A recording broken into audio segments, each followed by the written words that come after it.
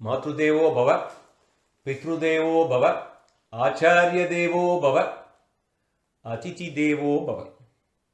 संसारसागरे मग्नं दीनं मां करुणानिधे कर्ममोहगृहीताङ्गं मामुत्तरभवार्णवात् सच्चिदानन्दरूपाय विश्वोत्पत्त्यादिहेतवे तापत्रयविनाशाय श्रीकृष्णाय वयं नमः। நம்ம எல்லாரும் நம்ம அப்பா அம்மாவை நமஸ்காரம் பண்ணிப்போம். முதல்ல நம்ம ஆச்சாரியனை நமஸ்காரம் பண்ணிட்டு ஸ்ரீமத் பாகவதத்தை நமஸ்காரம் பண்ணிட்டு இன்றைய சத்சங்கத்துக்குள்ளே நாம் பிரவேசிப்போம். நம்ம அனுதினம் பாகவதம்னு அத்தியாயமாக பாகவதத்தை நாம் வாசித்து கொண்டு வருகிறோம். This is not pravachanam, this is not an acharya kalakshepam, this is not an upanyasam, this is a சத்சங்கம்.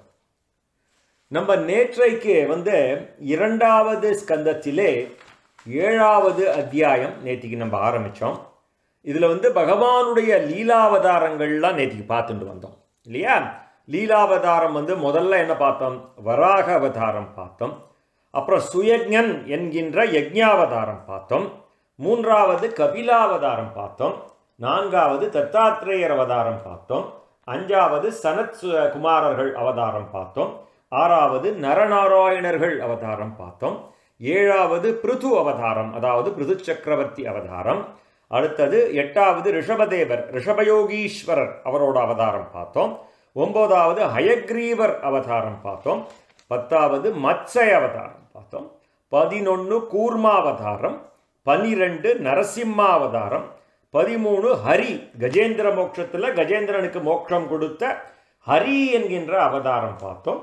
அப்புறம் வாமன அவதாரம் பார்த்தோம். அதோட நேத்திக்கு 14 அவதாரங்கள் 18வது ஸ்லோகம் வரைக்கும் 2வது ஸ்கந்தம் 7வது அத்தியாயத்தில் பார்த்தோம். இன்னைக்கு we are going to continue from the 15th அவதாரம், ஹம்சாவதாரம். நாரதா பிரம்மா பிரம்மா நாரத சம்வாதம். இது எல்லாமே பிரம்மா நாரதருக்கு சொல்றத சுகபிரம்மம் பரீட்சித்துக்கு சொல்றார். சுகபிரம்மம் பரீட்சித்துக்கு சொல்றத சூதபாணிகர் சௌனகாதி மகர்ஷிகளுக்கு சொல்றார். முதல்ல நம்ம இருக்கிற இடம் நைமிசாரண்யம். இதுல சௌனகாதி மகர்ஷிகளுக்கு சூதபாணிகர் சொல்றச்சே சுகபிரம்மம் பரீட்சித்துக்கு என்ன சொன்னார்னு சொன்னார். சுகபிரம்மம் பரீட்சித்துக்கு என்ன சொன்னார்? சுகபிரம்மம் பரீட்சித்துக்கு பிரம்மா நாரதருக்கு என்ன சொன்னாருங்கிறத சொன்னார். சரியா? இப்போ நம்ம 15வது அவதாரம் ஹம்சாவதாரத்துக்குள்ளே நாம் பிரவேசிக்கின்றோம். இப்போ பிரம்மா இஸ் அட்ரஸிங் நாரதா. பிரம்மா சொல்றார் அவரோட பிள்ளையான நாரதரை பார்த்து, நாரதா, உன்னுடைய அத்தியந்த பிரேம பக்தியினாலே மகிழ்ந்த பகவான் யோகம், ஞானம், ஆன்ம தத்துவம் இவற்றை விளங்க செய்யும் பாகவத தர்மமான பக்தி யோகத்தை ஹம்சரூபியாக உனக்கு உபதேசித்தார். இறைவனையே சரணமாக பற்றிய பக்தர்களே அதை எளிதில் பெற முடியும், அறிய முடியும். எப்படி சொல்றார் பாருங்க. நாரதருக்கு ஞாபகப்படுத்துறார்.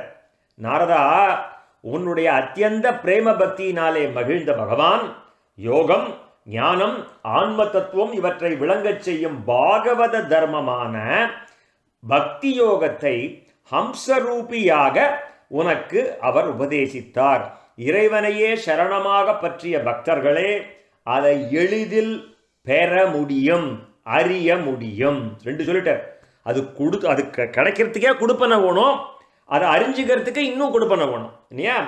அந்த பகவானே ஸ்வயம்புவம் முதலிய மன்வந்தரங்களிலே அந்தந்த மனுவாக திருவவதாரம் செய்து மனு வம்சத்தை காத்தருளி தீயோர்களை அழித்து நல்லோர்களை காத்து கமனீயமான தன்னுடைய புகழை தனது சுதர்சன சக்கரத்தின் நிகரற்ற தடைப்படாத ஒளி போல சத்திய உலகு வரை எங்கும் பரவ செய்கின்றார். ஒன்னே ஒன்று நம்ம ஞாபகம் வச்சுக்கணும். நிமித்த காரணம், உபாதான காரணம், சககாரி காரணம். என்னன்னா எல்லாமே அவர்தான். மனுவாக இருந்தார்னா சொல்ல வேண்டாம். நமக்குள்ளேயும் அவர் தான் இருக்கார், இந்த பிரபஞ்சத்துக்குள்ளேயும் அவர் தான் இருக்கார். ஸோ எல்லாருக்குள்ளேயும் அந்த ஆத்மாவாக, அந்தராத்மாவாக, அந்தர்யாமியாக எல்லாத்துக்குள்ளேயும் அவர் தான் இருக்கார்.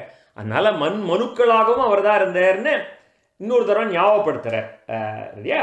ஸோ இங்கேருந்து அவருடைய நிகரற்ற தடைபடாது ஒளி போலே சத்திய உலகு வரை எங்கும் அதை பரவச் செய்தார் அப்படின்னு. பூஹு புவக சுவக மகக ஜனக தபக சத்தியம், எத்தனை உலகம், 7 பூணங்கள்ல இதெல்லாம் மேலே. அதுக்கப்புறம் கீழே வந்து அதெல்லாம் இதெல்லாம் ரசாதல தலாதல பாதாளம் வரும் இல்லையா. ஸோ அந்த மாதிரி சொல்லிட்டு வர தன்வந்திரி அவதாரம் அடுத்தது. இந்த தன்வந்திரி அவதாரம் நான் பிரீஃபாக மென்ஷன் பண்ணேன். திருப்பார்கடலிலே திருவதாரம் செய்து தன் பெயரை உச்சரித்த மாத்திரத்திலேயே மானிடரின் அனைத்து நோய்களையும் குணப்படுத்துகிறார். அவர் பேரை சொன்னாலே எல்லாம் தன்வந்திரி தன்வந்திரி தன்வந்திரின்னு சொன்னாலே எல்லா நோயும் போயிட்டான். பாகவதத்தில் சொல்றது நான் சொல்லலப்பா, அவ யார் சொல்றா? அதுவும் பிரம்மா சொல்றார் நாரதருக்கு. தேவர்களுக்கு அமுதம் அளித்து இறப்பற்றவர்களாக ஆக்கி அவ்வுணர்கள் அபகரித்து சென்ற அவர்களது வேள்வியின் அவிர்வாகத்தையும் திரும்ப பெறச் செய்தார். எதெல்லாம் அசுரர்கள் அபகரிச்சுட்டு போனாலோ அந்த வேள்வியின் அவிர்வாகத்தையும் திரும்ப பெறச் செய்தார். ஆயுர்வேதமான மருத்துவ நூலையும் அவர் உலகிற்கு அளித்தார். இத்தனை விஷயம். அவர் பேரை உச்சரித்த மாத்திரத்திலேயே மானிடனின் அனைத்து நோய்களையும் குணப்படுத்தினார். முதல்ல எல்லாரும் வேண்டிப்போம், எல்லா வியாதியோக்கையும் இல்லாமல் இந்த லோகம் க்ஷேமமாக இருக்கணும், நம்ம எல்லாரும் க்ஷேமமாக இருக்கணும், குடும்பம் க்ஷேமமாக இருக்கணும், லோகத்தில் நமக்கு எல்லாரும் க்ஷேமமாக இருக்கணும். தன்வந்திரி தன்வந்திரி தன்வந்திரி நாள் தான் சொல்லிப்போம். தன்வந்திரி தேவர்களுக்கு அமுதம் அளித்து இறப்பற்றவர்களாக ஆக்கி, இல்லையா, அமுதம் குடிச்சா அவளுக்கு வந்து இது கிடையாது, அமரர்கள் ஆயிடுவா இல்லையா, அவள்லாம் ஆக்கி அவ்வுணர்கள் அபகரித்து அவர்களது வேள்வியின் அவிர்வாகத்தையும் திரும்ப பெறச் செய்து ஆயுர்வேதமான மருத்துவ நூலையும் உலகிற்கு அளித்தார். என்னடா பண்ணார்? தன்வந்திரி வந்தார், திடீர்னு அந்த கலசத்தை எடுத்துன்னு வந்தார், அப்புறம் அசுரர்கள் தூக்கின்னு போயிட்டாங்க, அப்புறம் மோகினி தானே பிரித்து கொடுத்தா அப்படின்லாம் நினச்சி போனோம். எங்கடா அவர் ஒன்றுமே, அவரோட ரோல் என்னடா அப்படின்னா இதில் வந்து பிரீஃபாக அவரோட ரோலை வந்து ஒரு 2 லைனில் சொல்லியிருக்காங்க. அதாவது ஒரு புராணத்தில் 18 புராணங்கள் இருக்கு இல்லையா, அதில் 6 புராணங்கள் சாத்வீக புராணங்கள். இப்போ இதில் இல்லாத விஷயம் சில சமயம் இந்த ஒரு அவதாரம் விஷ்ணு புராணத்தில் இருக்கும், சில சமயம் கருட புராணத்தில் இருக்கும். ஸோ நம்ம எல்லா புராணமும் படித்தாதான் தெரியும். இந்த ஒரு பர்டிகுலர் அவதாரம் வந்து இதில் ஹைலைட் பண்ணலைன்னா, if you refer Vishnu Purana it may be highlighted there. So we have to do that also. But anyway, now we are focused only on Bhagavatam, and that too இந்த 2வது ஸ்கந்தம் 7வது அத்தியாயம். திருப்பியும் பின்னாடி வருவாளான்னா டெஃபினட்டாக வருவா. ஏன்னா திருப்பார்கடலை கடையிறது பின்னாடி தானே வருது அமிர்த மதனங்கள்லாம் இல்லையா, அப்போ திருப்பியும் வருவா. ஸோ எனிவே நம்ம இந்த கான்டெக்ஸ்டில் இவரை பற்றி இவ்வளோண்டு படிக்கிறோம், அவ்வளோதான். பரசுராம அவதாரம் 17. அந்தணர்களை காக்க வேண்டி மன்னர்கள் விதிப்பயனால் அதை விடுத்து அவர்களை துன்புறுத்தி தங்களை தாங்களே அழித்து கொள்ள முற்பட்டார்கள். உலகிற்கு துன்பம் செய்த பொழுது குறைவற்ற அந்த தடைபடாத பராக்கிரமம் கொண்ட பகவான் பரசுராமனாக திருவதாரம் செய்து தனது கூர்மையான மழுவினாலே, கோடாரி, பரசுராமர்னா கோடாரி, கோபம், 2 ஞாபகம் வரணும். தன்னுடைய கூர்மையான கோடாரினாலே தீயோர்களான மன்னர்களை 21 முறை அழித்தார். பரசு ஏந்தியதால் இவருக்கு பரசுராமன் என்று பெயர். என்ன ராமன் சொன்னா பகவான் ராமன் ராமன் ராமன் எத்தனை அவதாரம் எடுத்திருக்கார்? ராமன், ஸ்ரீராமச்சந்திரன், ஸ்ரீராமன், பலராமன், பரசுராமன் இல்லையா. இவர் பேர் ராமன் தான். ஆனால் அந்த பரசுராமன் சொன்னாதான் இவர்னு தெரியும். அவர் பேரும் ராமன் தான். பலராமன் சொன்னாதான் இந்த பலராமன் தெரியும் இல்லையா. அதுக்காக கூட ஒரு இது மாதிரி சேர்த்துக்கிறோம், ப்ரீஃபிக்ஸ் நம்ம சேர்த்துக்கிறோம். இதுக்கு அடுத்தது 18 வந்து ஸ்ரீ ராமாவதாரம். பாகவதத்தில் பின்னாடி சூரிய சந்திர வம்ச ராஜாக்களோட கதையெல்லாம் பார்க்க வரைச்சே ஸ்ரீ ராமாவதாரம் விஸ்தாரமாக வரும். இங்கே ப்ரீஃபாக பார்க்குறோம். 18வது அத்தியாயம், 18வது அவதாரம் இங்கே நம்ம பார்க்கறது 23வது ஸ்லோகத்திலே ஸ்ரீ ராமாவதாரம் சொல்லப்படுகிறது. பிற்பாடு நம்ம திருப்பியும் 9வது ஸ்கந்தத்திலே விஸ்தாரமாக சூரிய சந்திர வம்ச ராஜாக்கள் கதையெல்லாம் பார்த்துட்டு வரச்சே எப்படி சூரிய வம்சத்தில் ஸ்ரீராமனும் சந்திர வம்சத்திலே ஸ்ரீ கிருஷ்ணனும் பிறந்தார்கள்னு பார்க்க போகிறோம். ஸோ இங்கே என்ன பார்க்குறோம்? ஸ்ரீ ராமாவதாரம். லக்ஷ்மிபதியான பகவான் நமக்கு அருள் புரிய வேண்டி மகிழ்ச்சியோடு தனது அம்சங்களான பரதன், சத்ருகுணன், இலக்குவன் என்ற தம்பிகளோடு இஷ்வாகு குலத்திலே ஸ்ரீராமனாக திருவதாரம் செய்தார். தன் தந்தையின் கட்டளையை தலைமேற்கொண்டு தம்பி லக்ஷ்மணனுடனும் மனைவி சீதையுடனும் மனம் புகுந்தார். அப்பொழுது வனத்தில் ஸ்ரீராமனிடம் பகைத்த அந்த ராவணன் அவர் திருக்கரங்களினாலேயே மடிந்தான். முப்புறம் எரித்த முக்கண்ணன் போலே, முப்புறம் எரித்த முக்கண்ணன் போலே வெகுண்டு தன் பகைவனான ராவணனது இலங்கையை எரிக்க விரும்பி கடற்கரை வந்த ஸ்ரீராமனது திருக்கண்கள் தன் நாயகியான சீதையை பிரிந்த கோபத்தினாலே சிவக்க, அந்த கண்கள் சிவக்க, அதன் வெம்மை தாங்காது கடலில் உள்ள மீன்கள், முதலைகள், பாம்புகள் முதலியன வெந்து தவித்தன. இதனால் பயந்து அவ்வாறு நடுங்கிய கடலரசன் உடனே ஸ்ரீராமனுக்கு இலங்கை செல்ல வழிவிட்டான். சமுத்திரராஜன் அப்புறம் தான் வெளில வழிவிட்டான் அப்படின்னு சொல்றார். முன்பொரு சமயம் ராவணன் தேவேந்திரனோடு போர் புரிய சென்ற பொழுது இந்திரனின் வாகனமான ஐராவதத்திலே தந்தங்கள் ராவணனது மார்பிலே பட்டு ஒடிந்து பொடிப்பொடியாகின. அப்பொடிகள் நாற்புறமும் சிதற நாலா திசைகளிலும் வெள்ளை மேகம் சூழ்ந்தார் போலே தோன்றின. இதனால் சிறுக்குற்ற ராவணன் சற்றே சிரித்தான். ஆனால் ராமபத்னியான சீதா பிராட்டியை கவர்ந்ததால் நடக்கும் ஸ்ரீராம ராவண போரிலே பகவான் ஸ்ரீராமனது வில்லின் நானொலி, அந்த ஒலி கேட்ட உடனேயே அவனது செருக்கும் அவனது உயிரோடு அழியப் போகிறது என்று வருங்காலத்திலே கூறுவதால் பிரம்மதேவர் நாரதருக்கு உபதேசம் செய்த காலத்திற்கு பின்பே ஸ்ரீராமாவதாரம் நடந்தது என்று தெரிகிறது. இந்த மாதிரி நடக்க போறதுப்பா, ராமர் பண்ண போறான் அப்படின்னு சொல்லும் போதே இவாளோட காலம் இதை வச்சுட்டே நம்ம டிட்டர்மின் பண்ணலாம். இவர் எப்போ சொல்லிருக்கணும், அதுக்கு முன்னாடியா பின்னாடியா. திரேதாவதாரத்தில் தான் ராமர், இது அப்படின்னா கிருதயுகத்தில் நடக்கிறதுன்னு அர்த்தம் இல்லையா, முன்னாடி சொல்லிருக்கார் அப்படின்னு அர்த்தம். ஸோ அடுத்தது 19 ஸ்ரீ கிருஷ்ணாவதாரம். கிருஷ்ணாவதாரம் பாகவதத்திலே ரொம்ப விஸ்தாரமாக 10வது ஸ்கந்தத்திலே முழுக்க 10வது ஸ்கந்தம், பிறந்தவாறும் வளர்ந்தவாறுங்கிற ஆழ்வார் சொன்ன மாதிரி 10வது ஸ்கந்தத்திலே 90 அத்தியாயங்கள், லார்ஜஸ்ட் நம்பர் ஆஃப் அத்தியாயங்கள். அதில் பூர்வார்த்தம் உத்தரார்த்தம்னு 2 பகுதியாக இருக்குது. ஸோ அதில் விஸ்தாரமாக இருக்குது. இருந்தாலும் இந்த ஸ்கந்தத்தில் எத்தனை ஸ்லோகம் சொல்லியிருக்கார் பாருங்க, 26, 27, 28, 29, 30, 31, 32, 33, 34, 35 வரைக்கும் சொல்லியிருக்கா. 26லேருந்து கிட்டத்தட்ட 35, 10 ஸ்லோகம். இவரே கிருஷ்ணாவதாரம் 10 ஸ்லோகம் சொல்லியிருக்கா. மற்ற அவதாரங்கள்லாம் அப்படி ஒரு ஸ்லோகமாக சொல்லிட்டு போயிட்டு இருந்தோம் இல்லையா. ராமருக்கு 3 ஸ்லோகம், கிருஷ்ணருக்கு 10 ஸ்லோகம். ஸோ ஏன்னா லீலைகள் ஜாஸ்தி, இதெல்லாம் லீலா அவதாரம் இல்லையா, இவர் தான் லீலைகள் ஜாஸ்தி. எனிவே ஸ்ரீ கிருஷ்ணாவதாரத்தில் என்ன சொல்லியிருக்கான்னு பார்ப்போமா. அரக்கத்தனம் கொண்ட இந்த அசுர அம்சங்களான அரசர்களும் அவர்களுடைய சேனைகளும் பூமியை ஆக்கிரமித்து மரநெறி கொண்டு மக்களை துன்புறுத்துங்கால் அந்த துன்பத்தை நீக்க சர்வேஷனான அந்த ஈஸ்வரனான பகவான் பொன்னிற மேனி படைத்த ஸ்ரீ பலராமனாகவும் கார்வண்ண மேனி படைத்த ஸ்ரீ கிருஷ்ணனாகவும் தனது அம்சபூதர்களாக இந்த புவியிலே தோன்ற செய்ய போகின்றார். ரெண்டுத்தையும் ஒரே லைன்ல சொல்லிட்டு போயிட்டார். பலராமனாகவும் கிருஷ்ணனாகவும் சொல்லிட்டு போயிட்டாருங்க. பாமர மக்கள் அறியா வண்ணம் இந்த உலகிலே தனது மகிமையை வெளிப்படுத்தும் பல அற்புத திருவிளையாடல்களை அவர் புரிய போகின்றார். ஸோ அப்படி ஒரு இது இங்க. ஸோ ஸ்ரீ கிருஷ்ணன் சாட்சாத் பகவானே என்பது இல்லாவிடில் ஒரு சிறு குழந்தை பெருத்த அரக்கியான பூதனையின் உயிரை குடிக்க முடியுமா?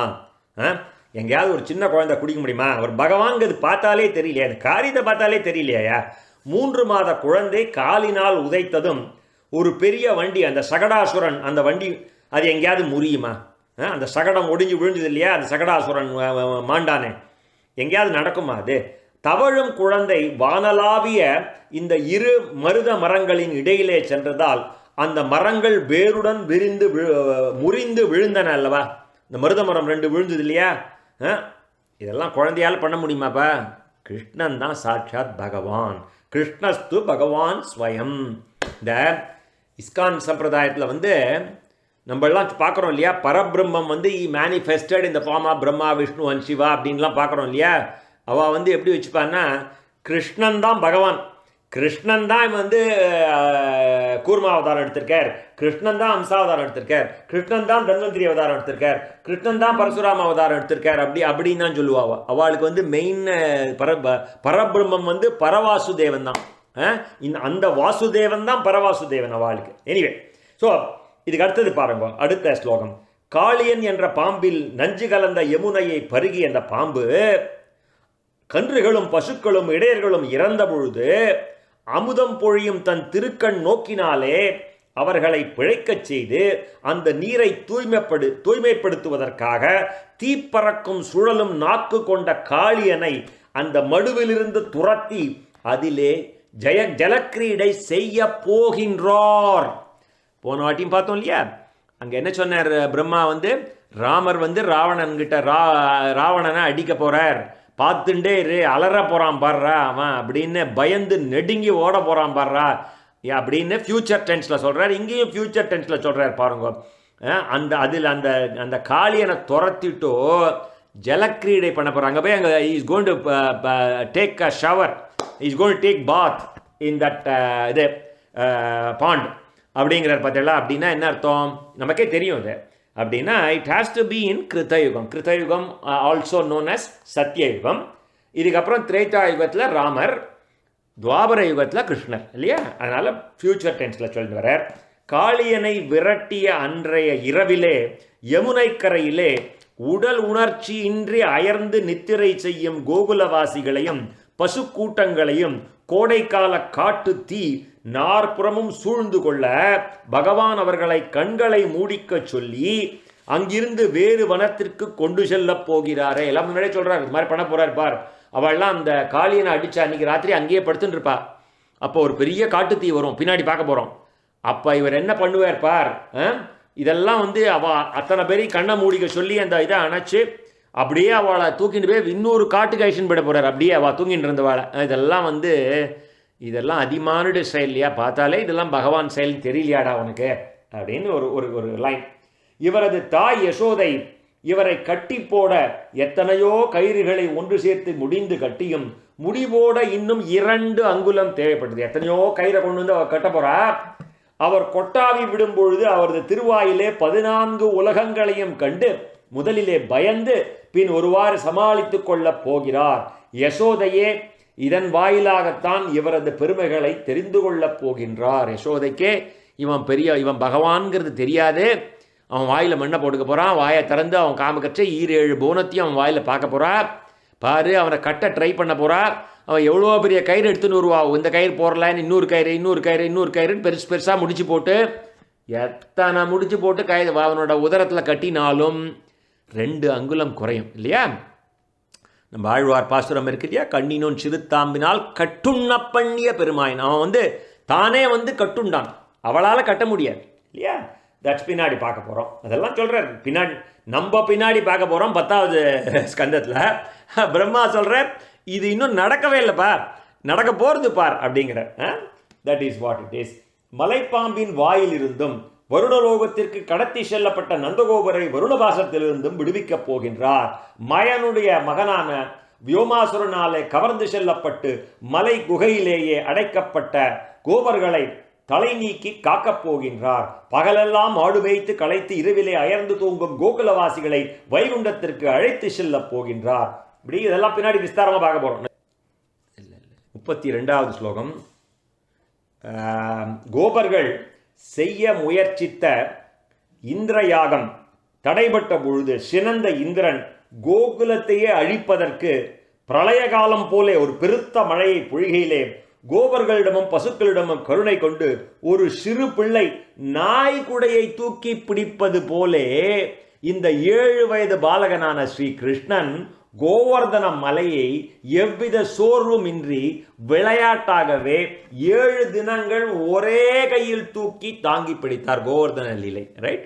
எப்படி பகவான் இந்திரன் அந்த இதை பெரிய மழை எல்லா மேக கூட்டங்களையும் கூட்டி ஒரு பெரிய பிரளயகால மழை உண்டு பண்ணான் இல்லையா. சாம்பர்த்தகம்ங்க மேக கூட்டத்தை கூட்டி எல்லாம் பண்ணான், ஒன்றும் நடக்கலை, பச்சா பலிக்கல. 34, 35, 33 பிருந்தாவனத்திலே அந்த சரத்காலத்திலே அந்த பூர்ண நில ஒளியிலே ராசக்கிரீடை அவர் ராசக்கிரீடை செய்ய விரும்பிய அந்த பகவான் தனது புல்லாங்குழலின் ஒலியினாலே கோப யுவதிகளின் மனத்திலே அந்த விரகதாபத்தை தோற்றுவிக்கப் போகின்றார். அவ்வாறு அந்த வேணுநாதத்திலே மயங்கி கோப யுவதிகளை குபேரனது பணியாளரான சங்கசூடன் கவர்ந்து செல்கையிலே அவனது தலையை கொய்து அவர்களை மீட்டு வரப்போகின்றார். இதெல்லாம் சங்கசூடவதம், ராசக்கிரீடை, அதெல்லாம் 33. 34, 35 பிரலம்பன், தேனுகன், பகன், கேசி, அரிஷ்டன் முதலிய அசுரர்கள், ஷானூரன் முதலிய மல்லர்கள், குவலாய பீடம் என்கின்ற யானை, கம்சன், காலயவனன், நரகாசுரன், பௌண்டரீக வாசுதேவன் மற்றும் சால்வன், த்விதன் என்னும் வானரம், பல்வலன், தந்தவக்ரன், மன்னன் நாக்ரஜித்தின் 7 காளைகள், Sambarasuran, the list goes on. வீரத்தோடு போர் புரிவதற்காக கையிலே வில்லேந்திய இந்த ராஜாக்கள்லாம் எத்தனை ராஜாக்கள் பாருங்க. காம்போஜ ராஜா, மத்ஸ்ய ராஜா, குரு, கேகய ராஜா, சிருஞ்சய ராஜா, இந்த தேசத்து அரசர்கள் போர் புரிய எதிர்த்து வந்த அனைவரையும் பலராமன், அர்ஜுனன், பீமசேனன் என்கின்ற பெயர் கொண்ட போர்வையில் அண்டர் த ப்ரிடெக்ஸ்ட் ப்ராக்சி வார்ன் வாழை போலாம் நம்ம ஊரில், அந்த மாதிரி பகவான் ஸ்ரீ கிருஷ்ணனே வதம் செய்து தனது இருப்பிடமான ஸ்ரீ வைகுண்டத்திற்கு அழைத்து செல்ல போகின்றார். ஃபியூச்சர் டென்ஸ், ரைட்டா? இதோட அவ கிருஷ்ணாவதாரத்தை முடிச்சுக்கிறார். 26லேருந்து 35 வரைக்கும் கிருஷ்ணாவதாரத்தை முடிச்சுட்டு இருக்கா. நம்ம என்ன பண்ணுறோம் இப்போ? அடுத்தது we are continuing அவர் அவதாரங்கள். இதுக்கு அடுத்த அவதாரம் 20வது அவதாரம் ஸ்ரீ வியாசாச்சாரியாருடைய அவதாரம். காலமெனும் நீரோட்டத்திலே மானிடர்களின் அறிவும் ஆயுளும் குறைவு பெறும் பொழுது தன்னால் உபதேசிக்கப்பட்ட வேதங்களை முற்றிலுமாக அவர்களால் அறிந்து கொள்ள வியலாது என்பது கண்டு ஒவ்வொரு சதுர்யுகத்திலும் அந்த ஒவ்வொரு சதுர்யுகத்தின் துவாபர யுகத்திலும் அந்த துவாபர யுகத்திலும் சத்தியவதியின் மணி வயிற்றிலே வியாசராக திருவதாரம் செய்து வேதமாகின்ற விருட்சத்தை பற்பல கிளைகளாக பிரிக்கப் போகின்றார். பரித்ராணாய சாதுனாம் விநாசாய சுஷ்கிருதம் தர்ம சம்சாபனார்த்தாய சம்பவாமி யுகே யுகேன்னு ஒரு கல்பத்திலும் பகவான் அவதாரம் பண்ணுவார் இல்லையா? அதான் இங்க சொல்றார். ஒரு சதுர்யுகத்திலும் ஒரு கல்பங்கிறது 1000 சதுர்யுகம். ஒரு சதுர்யுகத்திலும் அந்த சதுர்யுகம்னா என்ன? கிருத்தயுகம், திரேதாயுகம், துவாபரயுகம், கலியுகம். அதுலேயும் அந்த ஒரு சதுர்யுகத்திலையும் துவாபர யுகத்திலே சத்தியவதியின் மணி வயிற்றிலே வியாசராக பகவத் அவதாரம் செய்து வேதமாகிற விருட்சத்தை பற்பல கிளைகளாக பிரிக்க போகின்றார் அப்படிங்கிறத முன்னாடியே சொல்லிடுறார். சரியா? எல்லாமே ஃபியூச்சர் டென்ஸ். அடுத்தது புத்தர் அவதாரம். தேவர்களின் பகைவர்களான அரக்கர்களும் வேத நெறிகளை பின்பற்றி மயன் என்கின்ற அசுரனாலே உண்டாக்கப்பட்ட கண்ணுக்கு புலப்படாத வேகமுடைய நகரங்களிலே வசித்து கொண்டு சத்தியத்தை அழிக்க தொடங்குவார்கள். Future tense. அப்போது பகவான் மக்கள் மனதிலே மயக்கத்தையும் கவர்ச்சியையும் உண்டு பண்ணக்கூடிய வேஷத்தை ஏற்று புத்தர் என்ற வடிவத்திலே வேத நெறிக்கு புறம்பான ஆனால் மக்கள் நலனுக்கு உகந்த பல வகையான வாழ்க்கை நெறிகளை உபதேசிக்க போகின்றார். ஸோ பின்னாடி எங்கே வருதுன்னு நம்ம பார்க்கலாம். அப்புறம் புத்தர் அவதாரம் ரொம்ப விஸ்தாரமாக சொன்ன மாதிரி இதில் தெரியல, ரொம்ப குறைச்சல் தான் சொல்லியிருக்கார். ஆனால் இங்கே ஒரு ஹைலைட் பாருங்க. பகவான் மக்கள் மனதிலே மயக்கத்தையும் கவர்ச்சியையும் உண்டு பண்ணக்கூடிய வேஷத்தை ஏற்று, இதெல்லாம் பாகவத ஸ்லோகம், நான் என்னோட வார்த்தை இல்லை, புத்தர் என்ற வடிவத்திலே இம்பார்ட்டன்ட் லைன், வேத நெறிக்கு புறம்பான ஆனால் மக்கள் நலனுக்கு உகந்த பல வகையான வாழ்க்கை நெறிகளை உபதேசிக்க போகிறார். இதில் புத்தரா பல வாழ்க்கை நெறிகளை உபதேசிக்கின்றார். ஆனால் அது வேத நெறிக்கு புறம்பாக இருக்கும், ஆனால் மக்கள் நலனுக்கு உகந்ததாக இருக்கும் அப்படின்னு ஒரு லைன் இங்கே அடிச்சு விட்றா. நம்ம பின்னாடி பார்ப்போம். ஸோ புத்தாவதாரம் இதில் இருக்கா? அந்த கௌதம புத்தர் தானா இந்த புத்தர் அப்படின்னு கேட்டால் அதுக்கு விடை கிடையாது இல்லையா? இப்போ இந்திரன்கிறது ஒரு பதவி, பிரம்மாங்கிறது ஒரு பதவிங்கிற மாதிரி புத்த மதத்தில் பார்த்தா any self-realized soul is called a Buddha. அதனால் let's not go deep into this. But ஏன்னா இது வேதத்திற்கு புறம்பான ஒரு அவதாரம், அதனால் இது அப்புறம் பார்ப்போம். நம்ம படிக்கிறது வேதம். பாகவதம் என்ன? வேதம் என்கின்ற கல்பக விருட்சத்திலிருந்து சுகபிரம்மம் என்கின்ற கிளி ருஷி பார்த்து கொடுத்தது இந்த பாகவதம் நமக்கு இல்லையா? அதனால் அதை அப்படி கொஞ்சம் தள்ளி வச்சுருவோம். அது மெடிடேஷன் பண்ணுறவா புத்தா ஆற்றுல வச்சுட்டு மெடிடேஷன் பண்ணிக்கிட்டோம். நம்ம அதுக்கு போக வேண்டாம். நமக்கு பக்தி மார்க்கம் இருக்குது, நம்ம அதில் போவோம். கல்கி அவதாரம் கடைசி 22 இதில் இந்த லிஸ்ட்டில். அந்த கலியுகத்தின் முடிவிலே சாதுக்களின் வீடுகளிலும் கூட பகவானுடைய திவ்ய சரிதங்கள் நடைபெறாதொழியும். அந்தணர்கள், வேந்தர்கள், வைசியர்கள் என்கின்ற வர்ணத்தவரும் அறநெறியை விடுத்து, பாருங்க, புத்தரே அங்கே புத்தர் அவதாரத்திலேயே அங்கே வேதம் போயிடுத்து. இதுக்கு அடுத்தது கலியுகத்தில் எல்லாரும் எப்படி இருப்பாங்கிறது பின்னாடி ஒரு பெரிய லிஸ்ட் இருக்குது. 50க்கும் மேற்பட்ட லிஸ்ட் இருக்குது கலியுகம் எப்படி இருக்குங்கிறத. இங்கே எல்லாம் ஒரு லைனில் பார்க்குறோம். இந்த மாதிரி அறநெறியை யார் எல்லாரும் கலியை ரொம்ப சிம்பிளாக தான் சொல்லியிருக்காங்க. என்ன, எப்படி எல்லாரும் அறநெறியை விடுத்து மரநெறியை மேற்கொள்பவர், அரசு புரிபவர்கள், ஆட்சியில் இருக்கிறவன் போய் சொல்லிட்டு தான் இருப்பான். வேள்விகள் செய்யாமையால் ஸ்வாஹா ஸ்வதா வஷட்டு என்கின்ற மந்திரங்கள் எங்குமே கேட்கப்படாமல் இருக்கும். தேவ பித்ரு யஜ்ஞங்களோ தென்புலத்தாருக்கான சிரார்த்தங்களோ பெயரளவில் தான் இருக்கும். அவ்வாறான சமயம் கலியை ஒழித்து கட்ட வேண்டி, அந்த கலி எல்லாரையும் கெடுத்து விடுறது இல்லையா, அந்த கலி புருஷன் தானே. நம்ம பாகவத கதை எங்கே ஆரம்பித்தோம் ஞாபகம் வச்சுக்கோங்க. பரீட்சித்து இந்த வேட்டையாடுறதுக்காக கிளம்புவான் இல்லையா, அப்போ தான் ஒரு கலி புருஷன் ஒற்றை காலிலே நிற்கும் ஒரு எருதுவையும் பசுவையும் உதைச்சுருப்பான். அந்த உதைக்கிறவன் தான் கலி புருஷன். ஞாபகம் இருக்கு இல்லையா? அதை தான் சொல்கிறாருங்க. இந்த கலி புருஷன் இந்த மாதிரி எல்லாத்தையும் கெடுத்துருவான். என்னால் எந்த இடத்துலையும் ஒரு வேத மந்திரமோ எதுவும் கேட்காது, முழுக்க போயிடும். இப்போ வேத மந்திரம் இருக்குது, இப்போ சில பேர் சிரார்த்தம் பண்ணின்னு இருக்கா, இப்போ சில பேர் நிறைய பேர் யஜ்ஞம் பண்ணிட்டு இருக்கா, இன்னும் கம்ப்ளீட்டாக போகல. அந்த ஸ்டேஜ் வந்த உடனே, ஏன்னா இப்போ நம்ம கலியுகத்தில் 5000 வருஷம்தான் ஆயிருக்கு. கலி பிறந்து 5000 வருஷம்தான் ஆயிருக்கு. கலி மொத்தம் 4,32,000 வருஷம். அதுலேயே அத்தனை அட்டூழியம் நம்ம பார்க்குறோம். இன்னும் 4,27,000 வருஷம் கலி இருக்கு. ஸோ அப்போனா அது என்ன அட்டூழியம் நடக்கும்னு பார்த்துக்கலாம், நம்மளே இமேஜின் பண்ணிக்கலாம். அதான் சொல்கிறாருங்க.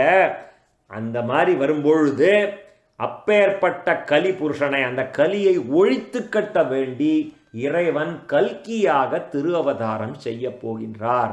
படைப்பு செயலின் போது தவமானது பிரம்மாவான பிரம்மா சொல்ற ரிஷிகள் 9 பிரஜாபதிகள் என்கின்ற சுரூபத்திலும், படைத்ததை காத்து ரட்சிக்கும் பொழுது தர்மமானது மகாவிஷ்ணு, மனுக்கள், தேவர்கள், அரசர்கள் சுரூபத்திலும், பிரளய காலத்திலே அதர்மமானது ருத்ரன், கோபமுள்ள சர்ப்பங்கள், அரக்கர்கள் சுரூபத்திலும் விளங்கும். இந்த அனைத்து சக்திகளும் அந்த பகவானது மாயையின் விபூதிகளே. எல்லாமே பகவானது இதுதான். ஒன்று டிரெக்டாக பகவான் விபூதிகள், இல்லை பகவானது சுரூபத்திலேருந்து வந்தது, இல்லை பகவானது மாயையின் விபூதிகள் எல்லாமே. Right, that's what it is. So நம்ம நேற்றுக்கு புருஷ சுக்தத்துலேருந்து 2 லைன், நிறைய லைன்ஸ் பார்த்தோம் இல்லையா? புருஷ சுக்தத்துலேருந்து அந்த மாதிரி விஷ்ணு சுக்தத்துலேருந்து விஷ்ணோர்னுகம் வேத்யானி பிரவோஷம் எப்பாத்திவானி விபமே ரஜாகும் சியோ. அந்த விஷ்ணோர்னுகம் வீர்யானி அந்த மந்திரத்தோட பொருள் இங்கே சொல்லிட்டு வரார். வாமனனாக வந்த பகவான் திருவிக்கிரமனாக உலகை அளந்த பொழுது அவரது சரணத்தின் அளவிடுவதற்கு அரிய வேகத்திலே பிரகிருதியான பிரம்மாண்டத்தில் கடைசி ஆவரணம் முதல் சத்தியலோகம் வரை அனைத்து உலகங்களும் ஆடத் தொடங்கின. அவர் என்ன பண்ணார்? கீழேந்து ஒத்த காலம் மேலே தூக்கினார் இல்லையா? அந்த அவர் மேலே ஒரு பாதம் அந்த மேல் பாதம் எங்கே போச்சு? பூகு தாண்டி போக தாண்டி போக மக ஜனக தபக சத்தியலோகத்தில் பிரம்மா சத்தியலோகத்தில் போய் அந்த அவருடைய பகவானுடைய விரல் தெரிஞ்சுது. அதுக்கு தான் அவர் பாத பூஜை பண்ணி அந்த ஸ்ரீபாத தீர்த்தத்திலேருந்து வந்தது தான் கங்கை இல்லையா? கங்கை அப்போ தான் உற்பத்தி ஆச்சு, அதுலேருந்து தான் வந்தது இல்லையா? அதுக்கப்புறம் நம்ம எப்படி பகீரதன் எப்படி சிவபெருமான் ஆயிடுச்சுன்னு வந்தார், அதெல்லாம் நிறைய கதை இருக்கு. ஸோ பட் எனிவே, இந்த விஷ்ணோர்முகம் வீர்யானிங்கிற இடத்துல பகவான் எப்படி திருவிக்கிரமனாக இந்த உலகை அளந்த பொழுது அவரது சரணம் கால் இருக்கே அளவிடுவதற்கு அரிய வேகம், அப்படி ஒரு ஸ்பீடில் அவருக்கு அந்த கால் அங்கே போயிடுத்து மேலே. அந்த சத்தியலோகம் வரைக்கும் போச்சா எல்லா ஒரு லோகமும் ஒரு ஆடித்தான். அப்பொழுது அந்த பகவானே தனது சக்தியினாலே அவற்றை அசையாது நிலைநிறுத்தினார். பூமியில் உள்ள ஒவ்வொரு துகளையும் எண்ணி கணக்கிட திறன் பெற்ற அறிவாளியாலும் அவ்வாறான இறைவனது எல்லற்ற சக்தியை கணக்கிட முடியாது அப்படின்னு ஒரு ஸ்டாம்பிங். 41வது ஸ்லோகம். அகில உலகங்களையும் படைத்து காத்து அழிக்கும் இந்த மாயை இந்த பரம புருஷனான பகவானுடைய ஒரு துளி சக்தியே, பகவானுடைய ஒரு துளி தான், ஒரு ஃப்ராக்ஷன் தான். அந்த இன்ஃபினிட்டிலேருந்து ஒரு துளி அவ்வளவுதான் இங்கே வந்திருக்கு. அந்த இன்ஃபினிட்டி அங்கே தான் இருக்குது. ஆதியம் ஜோதியை அங்கு வைத்து இங்கு பிறந்தான் அந்த பகவான் சொல்வா இல்லையா. அந்த இன்ஃபினிட்டிலேருந்து இங்கே வந்தாலும் அந்த ஒரு துளியும் இன்ஃபினிட்டி. இன்ஃபினிட்டி மைனஸ் த துளி is also infinity. Infinity is minus anything is infinity, right? So அதில் ஒரு துளி தாண்டா இது. இந்த பரமபுருஷனான பகவானுடைய ஒரு துளி சக்தியே அவ்வாறான அளவற்ற சக்திகள் கொண்டவர் இல்லையா. அவரது உண்மை சுரூபத்தை நானோ உனக்கு முன் தோன்றிய சனகாதி முனிவர்களோ அறியோம். இது முன்னாடியே சொல்லிட்டார். சிவனுக்கு தெரியாது, அவருக்கு தெரியாது, இவருக்கு தெரியாது. இங்கே இன்னொரு வாட்டி சொல்லிக்கிறார், எனக்கும் புரியாது, உனக்கு முன்னாடி தோன்றிய சனகாதி முனிவர்களுக்கும் அதேதோ அறியோம். 1000 திருமுகங்கள் கொண்ட ஆதிதேவனான ஆதிசேஷனே அவரது திருக்கல்யாண குணங்களை இன்னும் கீர்த்தனம் செய்து கொண்டுதான் இருக்கிறார். ஆனால் முடிவுதான் காண இயலவில்லை. அவ்வாறு இருக்க மற்றவர் எவ்வாறு அறிந்து கொள்ள முடியும்னு கேட்குறாங்க. ஆதிசேஷன் மேலே தான் அவர் படுத்துட்டு இருக்கார். அவராலேயே அவரை முழுக்க பார்க்க முடியலையா, முழுக்க தெரிஞ்சுக்க முடியலையா. இந்த மாதிரி இருக்கிறச்சே அவரே இன்னும் ஸ்துதி தாண்டா பண்ணிருக்கார், பகவான் ஸ்துதி பண்ணிருக்கார். அவருடைய திருக்கல்யாண குணங்களை இன்னும் கீர்த்தனம் செய்து கொண்டுதான் இருக்கிறார். ஆனால் முடிவுதான் காண இயலவில்லை. அவ்வாறு இருக்க மற்றவர் எவ்வாறு அறிந்து கொள்ள இயலும்? இதில் ஒரு வேடிக்கை என்னென்னா, ஆதிசேஷனே பகவான் தானே, ஆதிசேஷனே அவரோட அவதாரம் தான். இது இந்த வேடிக்கை மர்ஃபீஸ்லான்னு ஒரு புக் இருக்கும். அதில் வந்து ஒன் ஆஃப் த மர்ஃபீஸ்லா நிறைய 8 வால்யூமாக இன்னும் இருக்குது. ஒரு காலத்தில் நம்ம காலேஜ் படிக்கிற காலத்தில் அதில் ஒரு லா ஒன்று இருக்கும். The Murphy's laws are not written by Murphy, it is written by somebody else whose name is Murphy. நமக்கு மர்ஃபியே யாருன்னு தெரியாது, பகவானே யாருன்னு தெரியாது. இந்த அது நடுவில் இங்கே ஆதிசேஷன் தான் பகவான், அவரும் பகவானுடைய அவதாரம். இந்த பகவான் இந்த ஆதிசேஷனே ஸ்துதி பண்ணுறார், அந்த பகவானை அவராலேயே புரிஞ்சிக்க முடியல. அப்போனா இவர் யார்? இந்த Murphy's laws are not written by Murphy, written by somebody else. அந்த சம்படி எல்ஸுங்கிறது யாருது? அவர் நேமும் மர்ஃபி, ஆதிசேஷன், அவரும் பகவான். அப்போ இவர் யார்? அந்த மாதிரி ஒரு ஒரு ஒரு ஒரு கேள்வி இது. அண்ட் இது காஞ்சிபுரத்தில் ஒரு கோவில் இருக்குது, ஒரு 108 திவ்ய க்ஷேத்திரத்தில் நீரகத்தான், ஊரகத்தான், காரகத்தான். அதில் ஒன் ஆஃப் தி விக்கிரகம் வந்து ஆதிசேஷன் தான். யாருக்காவது ஜாதகத்துக்கு இதில் தோஷம் இருந்தது, பரிகாரம் பண்ணணுன்னா அங்கே போய் அபிஷேகம் பண்ணிட்டு வா அப்படின்னு சொல்லுவாள். வாழலாம் நம்ம வேத சாஸ்திரம், வேத ஜோதிடம் பண்ணுறவாழ்லாம். அங்கே போனால் வந்து அந்த 3 ஸ்தலமும், அதாவது 3 திவ்ய க்ஷேத்திரம், 3 திவ்ய தேசம் ஒரே கோவிலுக்குள்ளே இருக்குது, 3 சன்னதி. அந்த அதுக்கு யார் எந்த பெருமாளுக்கு அபிஷேகம் பண்ணுவான்னா ஆதிசேஷனுக்கு தான். அந்த 3ல் வந்து ஒருத்தர் வந்து ஆதிசேஷனாக பகவான் இருக்கார். அங்கே அந்த ஆதிசேஷனுக்கு தான் முக்கியமாக எல்லாரும் சொல்லி, உனக்கு காலசர்ப்பம் இருந்ததுன்னா அங்கே போய் வந்து அபிஷேகம் பண்ணிட்டு வான்னு நார்மலாக சொல்லுவாள். ஸோ அது எனக்கு ஞாபகம் வந்தது, இந்த ஆதிசேஷனை படிக்கிறச்சே அது ஞாபகம் வந்தது. 42வது ஸ்லோகம். நாரதா, கள்ள கபடமின்றி தம் மனம், சொல், உடல் முதலியவற்றை பகவானது திருவடி கமலங்களிலேயே அர்ப்பணம் செய்து அவரை தஞ்சமடைந்தவர்களோ நாய்க்கும் நரிக்கும் உணவாக போகும் இந்த உடலை, நல்லா கேட்டுங்கோ, நம்ம உடல் தான் இது, நாய்க்கும் நரிக்கும் உணவாக போகும் இந்த உடலை நான் என்னுடையது என சொந்தம் பாராட்டாதவர்களுமே எங்கும் நீக்கமர நிறைந்த சர்வசக்தனான இறைவனது கிருபையை பெறுகின்றார்கள். நான் எனதுன்னு பண்ணாத, எல்லாமே நான் பண்ணலப்பா. இது இந்த பாகவதத்தை நம்ம பகவான் படிக்கிறார். பகவான் அந்தரியாமையாக இருந்து நம்மை படிக்க வைக்கிறார், அந்தரியாமையாக இருந்து கேட்க வைக்கிறார். அத்தனையும் பகவான். நான் தான் இந்த ப்ராஜெக்ட் பண்ணேன், நான் தான் இந்த பில்டிங்கை கட்டினேன், பகவான் பண்ணுறேன்.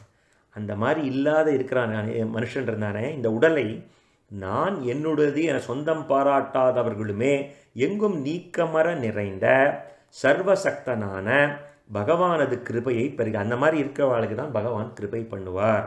அதனால் அவர்கள் கடக்க இயலாத மாயையின் திறனை தெரிந்து கொண்டு அதை எளிதிலே கடந்து விடுகிறார்கள். அவளுக்கு தான் தெரியும், அந்த மாதிரி இருக்கிறவாளுக்கு அந்த அந்த நேக் தெரியும். எப்படிடா இந்த சம்சார கடலை ஈஸியாக கடக்கிறதுன்னா இதான், இது பெரிய சீக்ரெட். இந்த பாகவத்தில் இந்த மாதிரி நிறைய சீக்ரெட் இருக்கும். கள்ளம் கபடமின்றி தம் மனம் சொல் உடல் முதலியவற்றை மனது வாக்கு செய்கை எல்லா இந்திரியங்கள்லாம் முக்கரண தூய்மையோடு தூயோமாய் வந்து தூமலர் தூவி தொழுது வாயினால் பாடி திருப்பாவை தான். அதே தான் அந்த பகவானது திருவடி கமலங்களிலேயே தன்னை அர்ப்பணம் செய்து, நேற்றுக்கு ஆத்ம நிவேதனம் பார்த்தோம் இல்லையா, பலி சக்கரவர்த்தி, அந்த மாதிரி அர்ப்பணம் செய்து அவரை தஞ்சம் அடைபவர்களும் நாய்க்கும் நரிக்கும் உணவாக போகும் இந்த உடலை ஞாபகம் வச்சுங்கோ, மாமிசம் இது, இந்த உடலை நான் என்னுடையது என சொந்தம் பாராட்டாதவர்களுமே எங்கும் நீக்கமர நிறைந்த சர்வசக்தனான பகவானது கிருபையை பெறுகின்றார்கள். அதனால் அவர்கள் கடக்க இயலாத மாயையின் திறனை தெரிந்து கொண்டு, இந்த நாள் என்ன சொன்னோம், இந்த மாயையின் திறன் யாருக்கும் தெரியாதுரா, பகவானுக்கே தெரியாது அவரோட மாயையினோட இது எக்ஸ்டென்ட்டுன்னு. அதை எப்படி கடக்கிறதுன்னு சீக்ரெட்டுங்க. என்னமா அது, இதெல்லாம் ஹிடன் ஜெம்ஸ். இது மாயையின் திறனை தெரிந்து கொண்டு அதை எளிதிலே கடந்து விடுகிறார்கள். இது சம்பவம் ஞாபகம் வருது.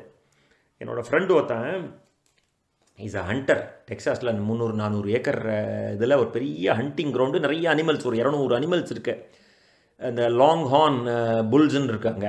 எல்லாத்தையும் வேட்டையாடி என்ன பண்ணுவான், முதல்ல அவன் அந்த லாட்ஜ் கட்டினான், வரவாளுக்கு வேட்டையாட வரவாளுக்கு இந்த இதை வச்சு, இந்த பவ் அண்ட் ஏரோ அம்பு வச்சுட்டு வேட்டையாடுவா அனிமல்ஸை வாழலாம். அது பாபமான காரியம், ஆனால் அவள் பண்ணுவா. வெள்ளக்கார ஆளுக்கு அது ஒரு பொழுதுபோக்கு. அதை அடிச்சுட்டு அதனுடைய தலையை சீவி பெருமையாக அதை பாலிஷ் பண்ணி அதை அவள் வீட்டில் போய் மாட்டிப்பா. பெருசாக இருக்கும். இவனோட ஹண்டர்ஸ் லாட்ஜுக்குள்ளே போனாலே ஒரு 7-8 மிருகங்களோட தலை, அதெல்லாம் இவன் பாலிஷ் பண்ணி அதுக்கெல்லாம் இது போட்டு பயமாக இருக்கும் உள்ளே போகிறதுக்கே. அந்த மாதிரி இருக்கும்.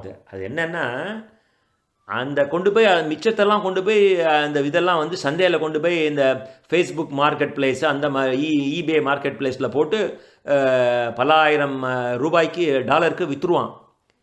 அது எதுக்கு சொல்ல வரேன், அந்த மிருகங்களோட தலையை நீ கொண்டு போய் ஃபேஸ்புக்கில் போட்டேன்னா அதுக்கு பல ஆயிரம் ரூபா கொடுத்து வாங்கிறதுக்கு ஆள் இருக்கா? எனக்கு ஞாபகம் வந்தது, நம்ம தலையை வெட்டி எங்கேயாவது ரோட்டில் கொண்டு போய் வச்சா நாய் கூட சீந்தாது. அதை ஞாபகம் வச்சுக்கணும். நாய் கூட சீந்தாது, மிருகத்தலை கூட ஆள் இருக்கான் வாங்கிறதுக்கு. எனிவே 42nd ஸ்லோகம் ஞாபகம் வச்சுங்கோ. இவ்வளவு தூரம் படிக்கிறோமே, இதில் இந்த ஈகோ, நம்ம எல்லாருக்கும் அந்த ஈகோ, நான் தான் பண்ணேன் 42வது ஸ்லோகம் ஞாபகம் வச்சுங்க. சீக்ரெட் பாகவத ரகசியம். நான் அன்றைக்கே சொன்னேன், இதிலெல்லாம் நிறைய ரகசியம் இருக்குது, நமக்கு தெரியாது. It's all hidden. இது நம்ம சப்தாகத்தில் போனால் கூட நமக்கு தெரியாது. ஏன்னா அவள் சொல்லியிருப்பா, மகான்கள் நிச்சயமாக அதை சொல்லியிருப்பா. ஆனால் நான் அதை அவளுக்கு தெரியும், இது ஒரு முக்கியமான ஒரு விஷயம்னு. அது எல்லாம் அவள் சொல்கிற விஷயம் எல்லாமே முக்கியமான விஷயம். அதனால் நமக்கு அது ஏறாது இல்லையா. அவள் வாயிலேருந்து வர வார்த்தைகள், கிருஷ்ணபேமி அண்ணா சப்தாகத்தில் கேட்டால், அவள் வாயிலேருந்து வர வார்த்தைகள் எல்லாமே முக்கியமான விஷயம். அவள் தான் பகவான் இல்லையா. ஆனால் நமக்கு இந்த மாதிரி படித்து இதை திருப்பி திருப்பி படித்து முதல் தரம் படித்தாலும் அறிவில் ஏறாது. ஓ இதானா, இவ்வளோதானா, ஈகோ விட்டுடணும் அவ்வளோதானா அப்படிங்கிற மாதிரி இருக்கும். விட்டு பாரு. 42வது ஸ்லோகத்தை திருப்பியும் பார்ப்போம். பகவானே, ஏஷாம் ச ஏஷ பகவான் தயேதனம் த சர்வாத்மனா ஸ்ருதபதோ யதி நிர்வ்யலீகம் தே துஸ்தரா மதிதிரந்தி சதேவ மாயாம் நைஷாமமாகமிதி ஸ்வஷு காலபக்ஷ்யே.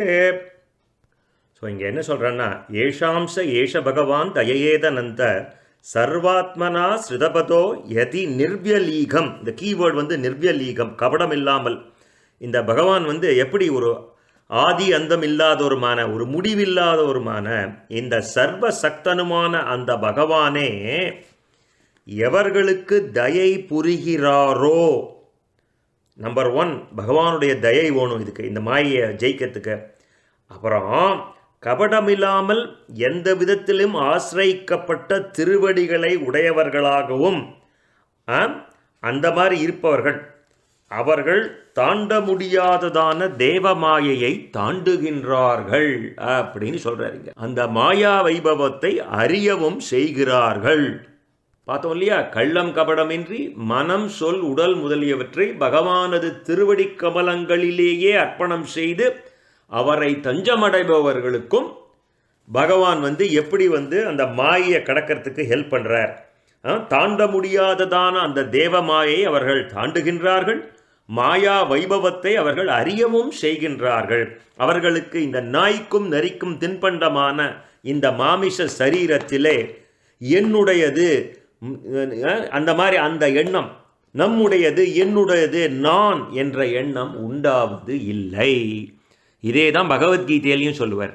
பகவத்கீதையில் 7வது அத்தியாயத்திலே 14வது ஸ்லோகத்திலே தைவி ஹேஷா குணமயி மமமாயா துரத்யயா மாமேவ ஏ பிரபத்யந்தே மாயாமேதாம் தரந்திதே. என்னுடைய மாயை ஒருத்தன் தாண்டணும்னா எவர்கள் என்னை சரணமடைகிறார்களோ அவர்கள்தான் இந்த மாயையை தாண்டுகின்றார்கள்னு மமமாயா துரத்யயா. அது அதில் கீவேர்ட்.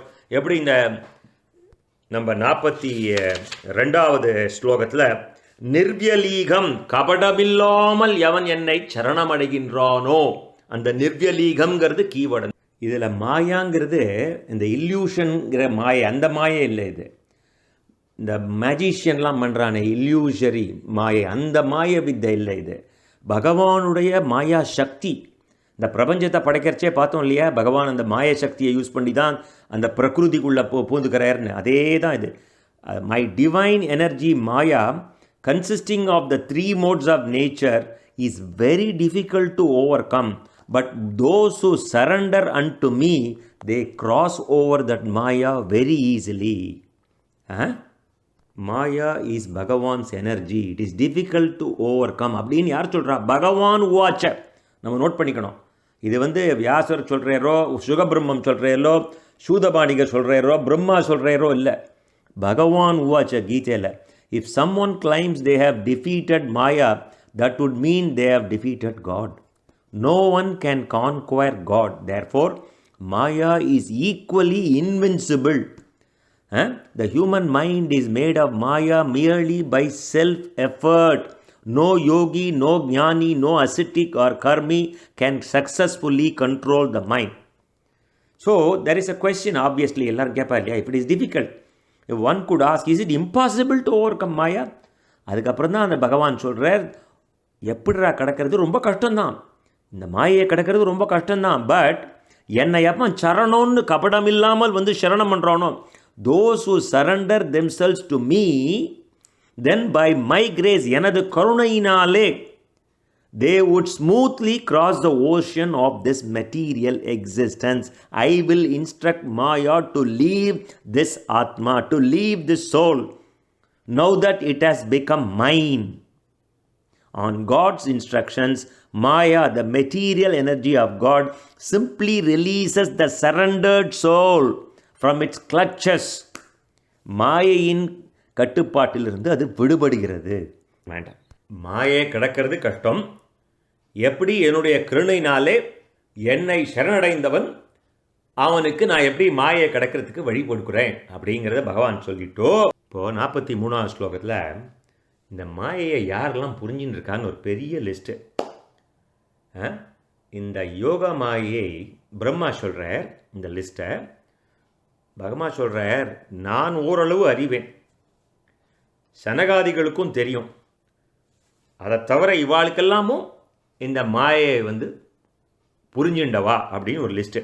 பரமசிவன், பிரகலாதன், சுவாயம்புவ மனு, அவரது பத்னி சதரூபை, அவளோட பசங்க பிரியம்பதன், உத்தானபாதன், புத்திரிகள் ஆஹூதி, தேவஹூதி, பிரசூதி, இவாள்களாம், பிராச்சீன பரீஷு, ருபு என்கின்ற முனிவர், வேணனின் தந்தையான அங்கன், துருவசுவாமி, இஷ்வாகு மன்னன், அந்த இஷ்வாகு மன்னன், அதுக்கப்புறம் இளையின் மகனான புரூரவசு, முசுகுந்தன், விதேகனான ஜனகர், காதி, ரகு, அம்பரீஷன், சகரன், கயன், நகுஷனின் மகனான யயாதி மற்றும் மாந்தாதா, அலர்கன், சததனு, அனு, ராந்திதேவன், பீஷ்மர், பலிச்சக்கரவர்த்தி, அமுர்ததரயன், திலீபன், சௌபரி மகரிஷி, உத்தங்கர், சிவிச்சக்கரவர்த்தி, தேவலர், பிப்பலாதர், சாரஸ்வதர், உத்தவர், பராசரர், பூரிஷேனர் மற்றுமுள்ள சான்றோர்களான விபீஷணர், அனுமான், ஸ்ரீ சுகர், அர்ஜுனன், ஆர்ஷ்டிஷேனன், விதுரர், ஸ்ருததேவன் முதலியோர்கள் இந்த பகவானது யோகமாயையை அறிவார்கள் அப்படின்னு 43லேருந்து 45 ஒரு லிஸ்ட்.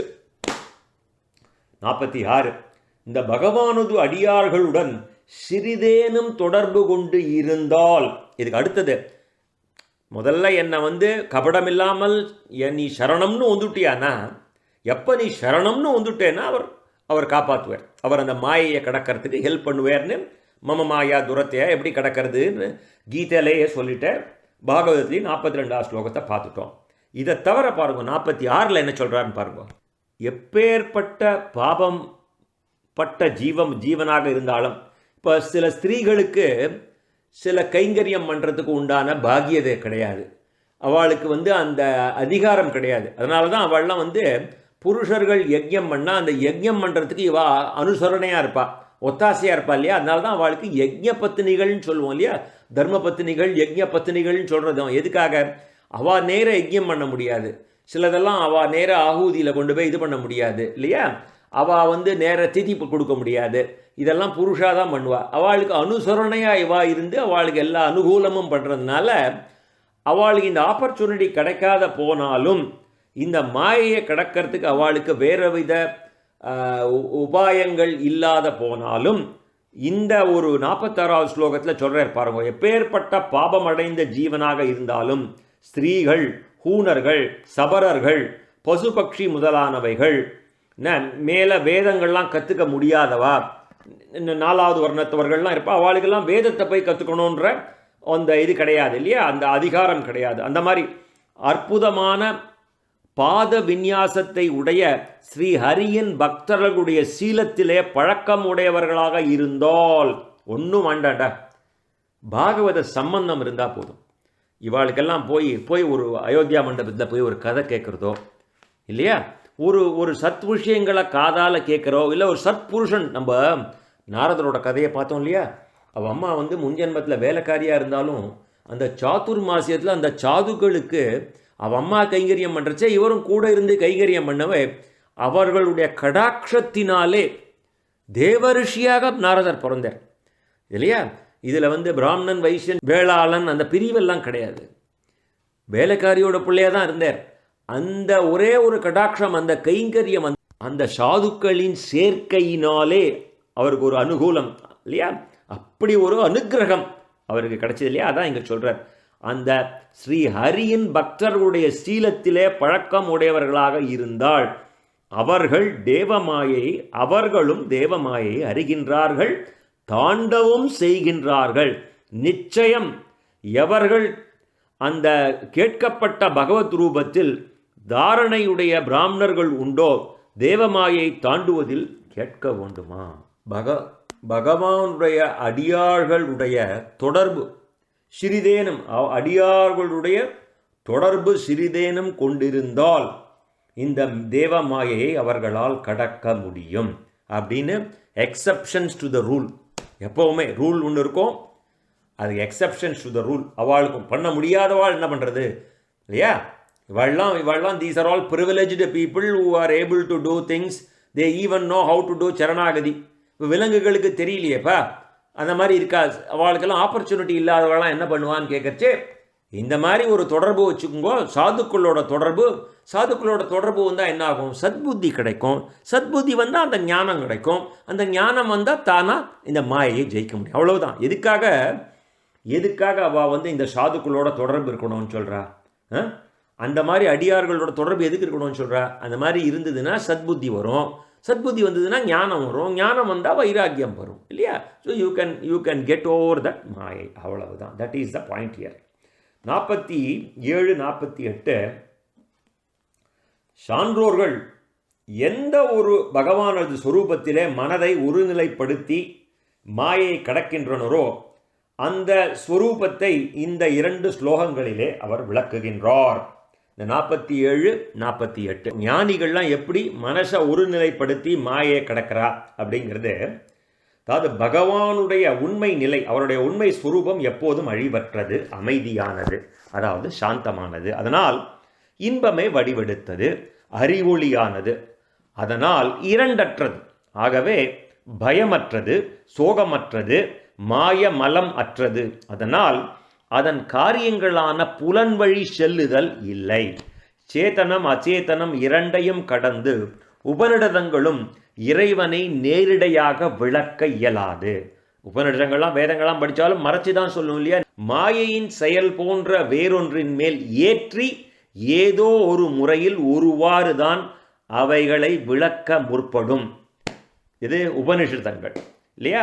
செயல், செய்பவன், அதன் காரணம் என்கின்ற மூன்றும் பல வழிகளிலே பல சாதனங்களை கொண்டு செய்யப்படுகின்ற கர்மங்களின் பலன்களும் அவரிடம் நம்மை அழைத்து செல்லாது. இன்னும் ஏன், அவருடைய மாயையே வெக்கப்பட்டு நாணம் கொண்டு அவர் எதிரே வராது ஓடி ஒளிகிறது. சான்றோர்கள் என்ன பண்றா? ஆனந்தமே வடிவெடுத்த அந்த பகவானை பிரம்மம் என்று கூறுகிறார்கள்.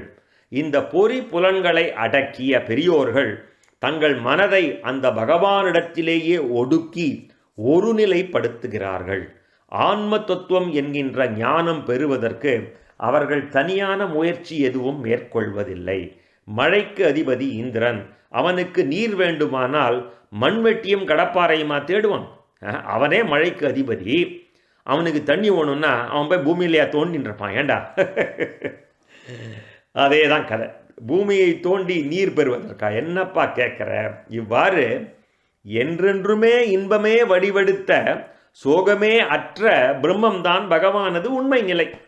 அதை பெற்றவர்களுக்கு இனி பெற வேண்டியதோ அதற்கான முயற்சிகளோ ஒன்றுமே தேவையில்லை என்று கூறி, இனி அந்த பகவான் அனைத்து செயல்களிலும் நம்மை ஈடுபட செய்பவனும் அந்த செயல்களின் பலனை அளிப்பவனும் அவன்தான் என்று கூறுகிறார்.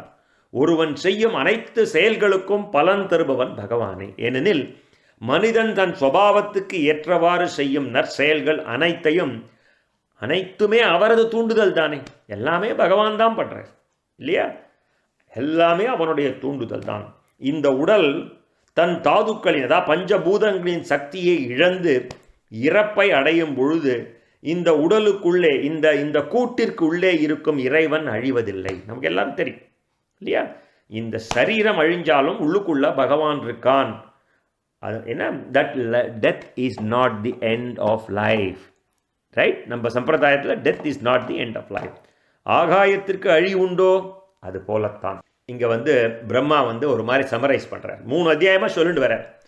குழந்தாய், அவள் புள்ள நாரதரை பார்த்து சொல்கிறார், தன் இச்சையினாலேயே இந்த பிரபஞ்சத்தை பகவான் படைத்து காத்து அழிக்கவும் செய்கின்றார். பகவானது மகிமைகளை சுருக்கமாக நான் உனக்கு கூறினேன். உலகில் நிலவும் காரிய காரணங்கள் அனைத்துமே அந்த பகவான் ஸ்ரீஹரியேதான். அவர் அதில் ஒட்டாமல் தனித்து நிற்கிறார். தாமரை இலை தண்ணீரை போலே இரு அப்படிங்கிற மாதிரி பகவான் எப்பவும் தனித்து தான் இருப்பார். நம்ம முன்னாடியே பார்த்துருக்கோம், ஒரு மரத்தில் 2 பறவை உட்காந்துருந்தது. ஒரு பறவை அதில் இருக்கிற பழத்தெல்லாம் சாட்டுன்னு இருந்தது, இன்னொரு பறவை அதை வேடிக்கை பார்த்த விட்னஸ். ஸோ பகவான் அந்த மாதிரி விட்னஸாக தான் இருக்கார். பகவான் எனக்கு இந்த பாகவதத்தை உபதேசித்தார். இப்போ பிரம்மா சொல்கிறார், பகவான் எனக்கு பாகவதத்தை கொடுத்தார்ப்பா. இறைவனால் கூறப்பட்ட அந்த விஷயம் பாகவதம் என பெயர் பெற்றது. அந்த பகவானுடைய பெருமைகள் மிக சுருக்கமாக நான் கூறப்பட்டுள்ளன. நான் சொன்னதெல்லாம் உனக்கு ரொம்ப சுருக்கமாக தான் சொல்லியிருக்கேன். இதை நீ உலகத்துக்கு எடுத்துண்டு போய் விரிவாக சொல்லணும். நீ எங்கெங்கெல்லாம் போகிறையோ அதை விரிவாக இதை உலகத்துக்கு சொல்லணும். அனைத்திற்கும் கொள்கலனாக எல்லா செல்வங்களும் நிறைந்த அந்தர்யாமியாக எங்கும் நீக்கமர நிறைந்த அந்த இறைவனிடம் உலகினருக்கு அன்பே வடிவமான பக்தி உண்டாகும்படி உன் மனத்திலே நிச்சயம் செய்து கொண்டு சங்கல்பம் பண்ணிக்கோ. நீ சொல்கிறச்சே விஸ்தாரமாக சொல்லு, அது அவளுக்கு போய் சேரணும்.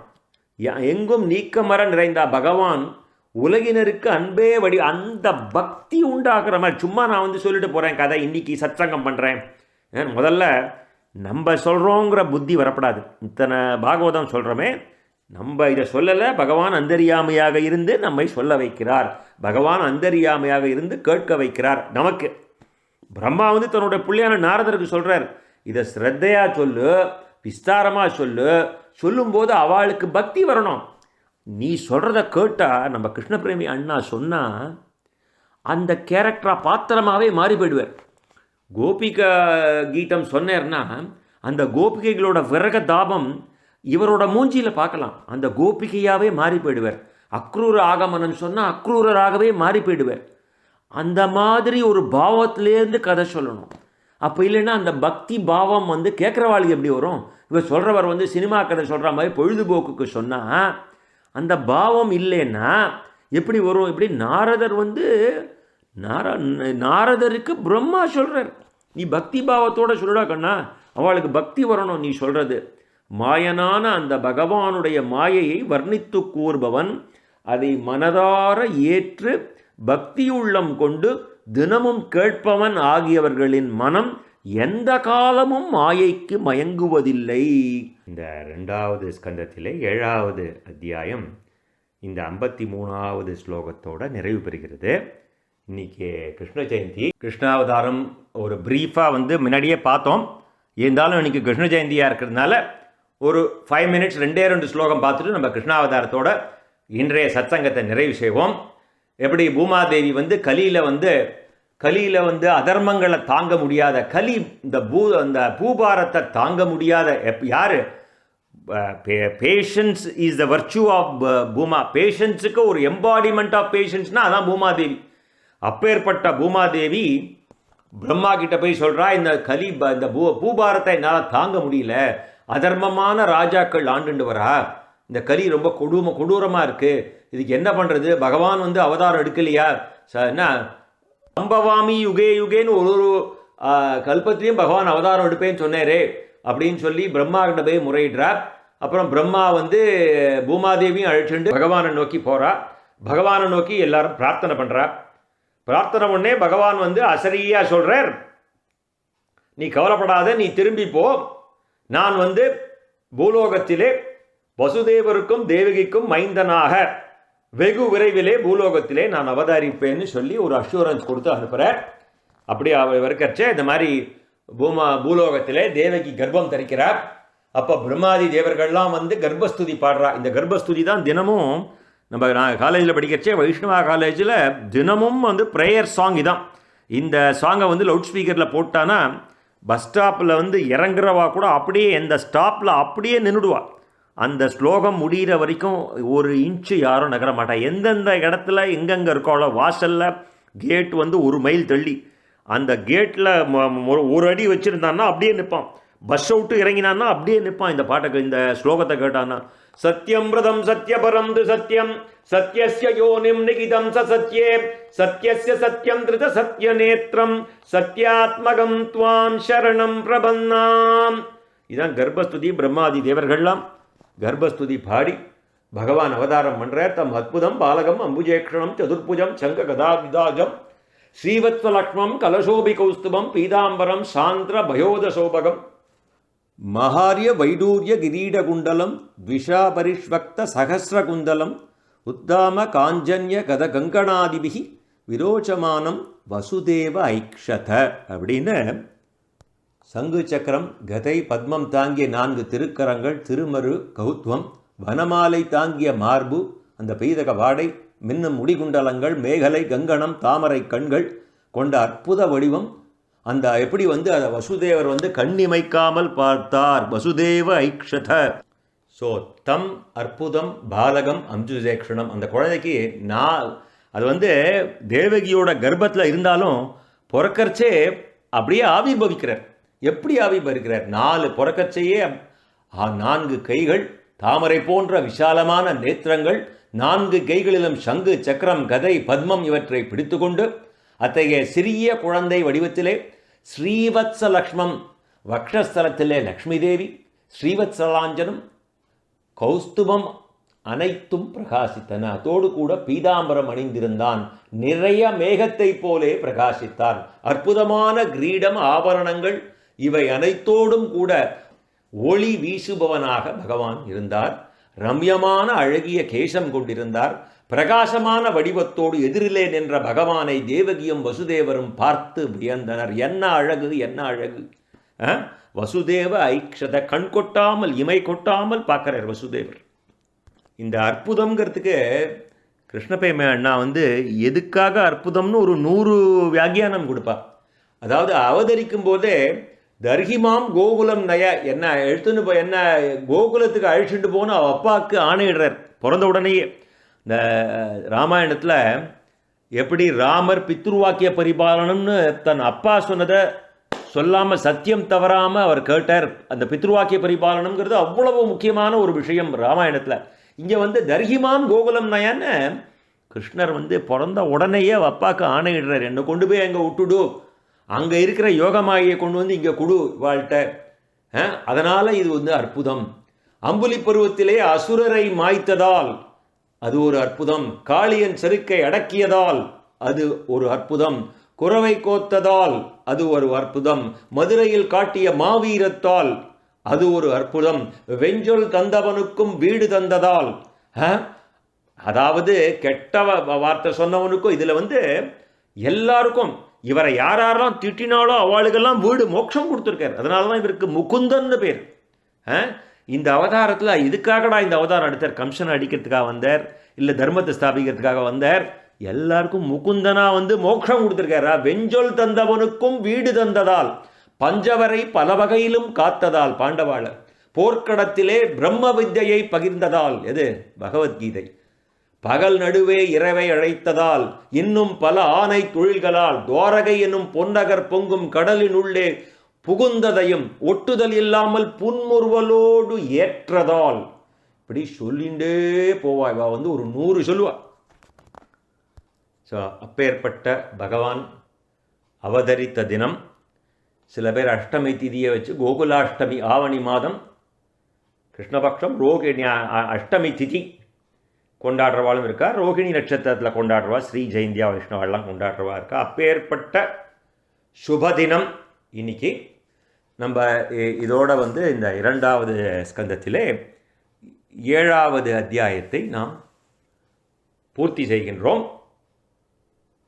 யதக்ஷர பதப்பிருஷ்டம் மாத்ராயினம் துவேத் தத்சர்வம் க்ஷம்யதாம் தேவ நாராயண நமோஸ்துதே விசர்கபிந்து மாத்ராணி பதபாதாட்சராணி ச நியூனானி சாதிரிக்தானி ஷமஸ்வ புருஷோத்தம நாமசங்கீர்த்தனம் யஸ்ய சர்வபாவ பிரணாச்சனம் பிரணாமோ துக்க சமனஹாசம் தம் நமாமி ஹரிம் பரம். ஸ்ரீஹரயே நமக, ஸ்ரீஹரயே நமக, ஸ்ரீஹரயே நமக. கோபீகா ஜீவனஸ்மரணம் கோவிந்தா கோவிந்த.